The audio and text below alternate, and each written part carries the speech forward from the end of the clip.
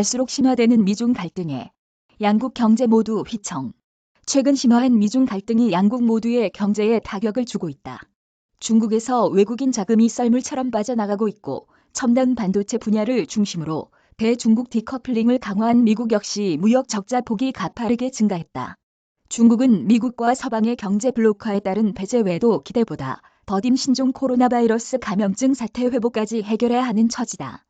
홍콩 사우스 차이나 모닝포스트는 국제금융협회를 인용해 지난달 72억 달러가 순유출하는 등 최근 5개월 연속 외국인 자금이 중국 채권 시장에서 빠져나갔다고 11일 보도했다.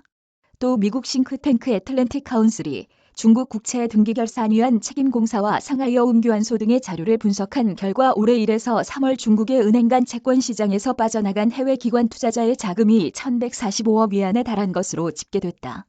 한때 중국에 투자하라는 말이 국제금융계의 금원처럼 인식됐던 중국 시장에서의 이 같은 국제자본 유출이 발생한 가장 큰 이유는 전략 외교로 대변되는 중국의 강압적 대외 행태와 이로 인한 서방과의 갈등이 디커플링을 가속하면서 리스크가 커졌기 때문이다.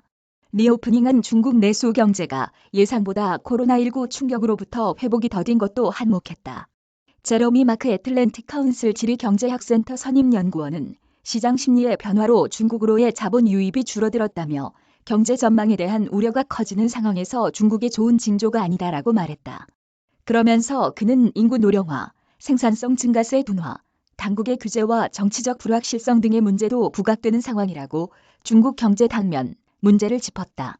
조 바이든 미국 행정부가 민감한 기술을 개발하는 중국 스타트업에 미국 사모펀드나 벤처 자금이 유입되는 것을 규제하기 위한 준비를 하는 것으로 알려진 만큼 향후 대중국 투자는 더욱 위축될 것으로 보인다. 중국과의 관계 재설정에 나선 미국도 당장은 피해를 보는 중이다. 미 상무부는 4월 미국 상품, 서비스 등 무역 수지 적자가 746억 달러로 전월 대비 23% 급증했다고 최근 밝혔다.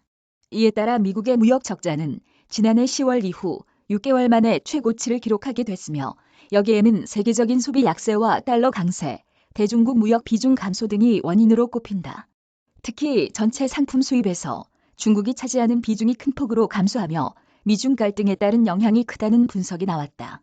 미국의 대중 무역 비중도 17년 만에 최저 수준으로 떨어졌다. 지난달 중국의 대미 무역 규모도 5.5% 감소한 것으로 나타나 미중 간 경제 의존도는 양측에서 모두 약화하고 있는 것으로 분석된다. 중국이 공급망을 테마로 한 국제 엑스포를 처음 개최하는 것은 미국을 중심으로 한 디커플링이 고조한 리스크를 해결해 보려는 의도로 해석된다.